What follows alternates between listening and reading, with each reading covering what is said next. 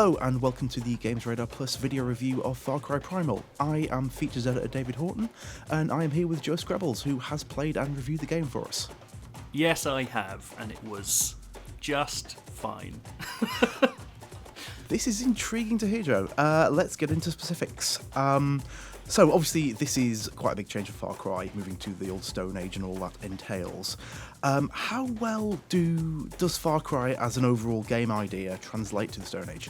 Well, that's what's interesting about what you say. You know, a big change for Far Cry is what you'd expect, but really it isn't. Since they've kind of codified what the series is since Far Cry 3, they've had this very set structure of, it is an open world. There are outposts which, when you capture them, become your fast travel points, and there's an element of sort of predatory stealth.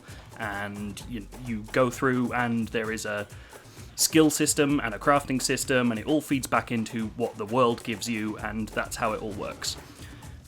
So it's essentially exactly the same game. The Far Cry 4 is clearly the imprint here. There aren't any real major additions to that formula, so it's immediately recognizable, even though the setting's completely different.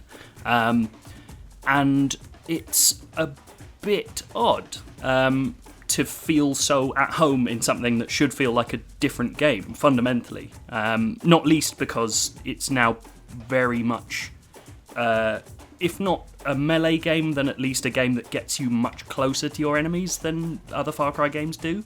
Right, intriguing, because presumably, obviously, with no modern firearms and the like, then melee is going to be much more of a thing. How does that work exactly? I mean, have there been, modifications to the systems to kind of compensate for an increase in that?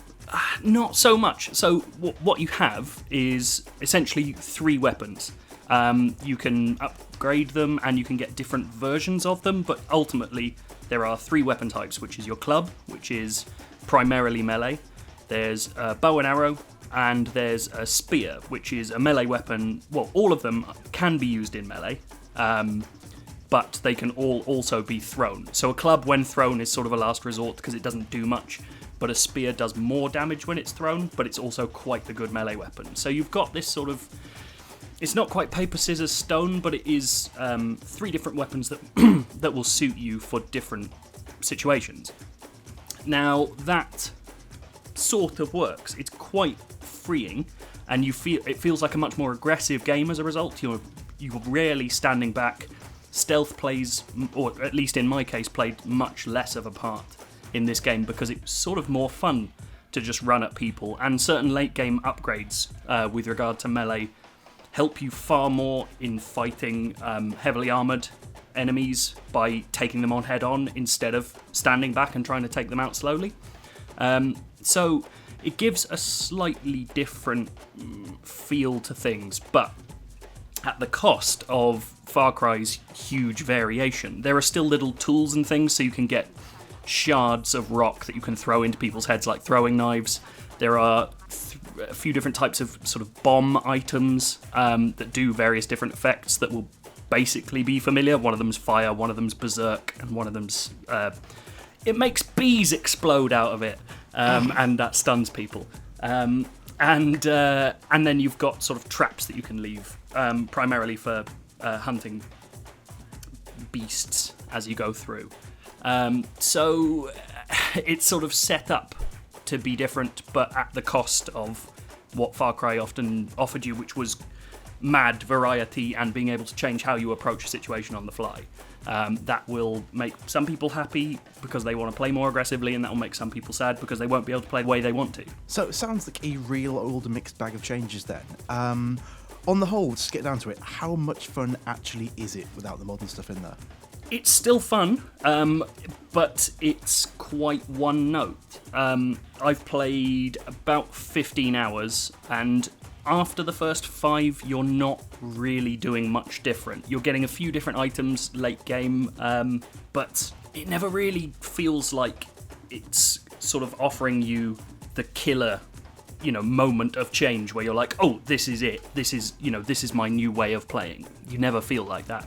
How it compensates for that is this, you are Takar the Beast Hunter, who can control various different carnivorous animals that you can come through, which essentially you bait them, you use the bait items that have been in other Far Cry games, And when they're eating, you can, if you're strong enough, you have the skills that you've upgraded to, you can walk up to them and tame them, and they become sort of your wandering pet. And they're added to this like collection of mad beasts that you've got from prehistoric times.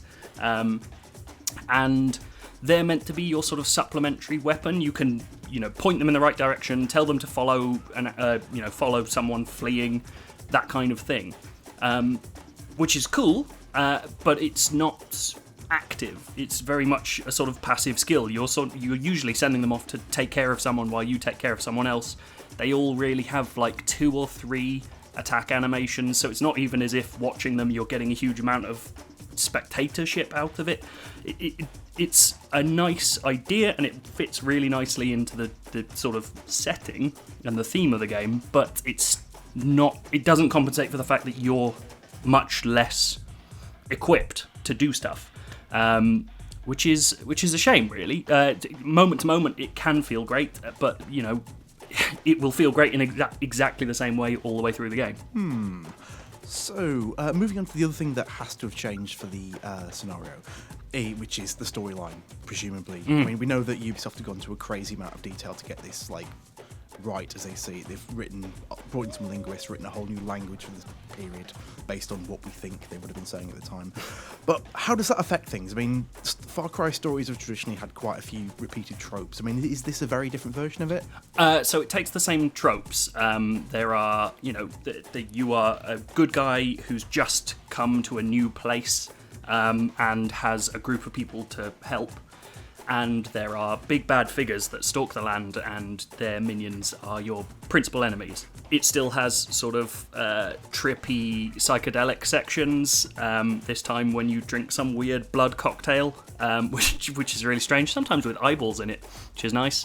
And it feels like a Far Cry story from Far Cry 3 onwards. What it reveals, however, is how much the last 2 numbered Far Cry games have traded on the focus of having a big bad enemy to sort of love-hate. Vass and Pagan Min were both guys who were really interesting as antagonists, and that's been well documented. That's kind of been what Far Cry's traded on for quite a while now. The villains in this just don't match up at all. There are 2 of them, for a start, which kind of reduces the focus. You meet them 3 or 4 times each.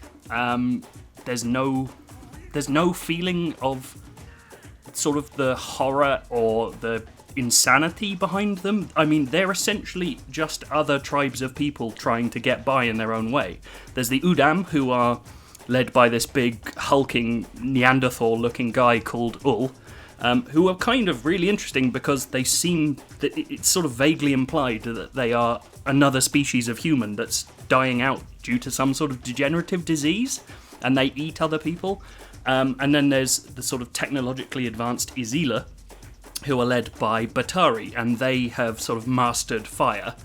Everyone has fire, but they've kind of refined it into their defining trait.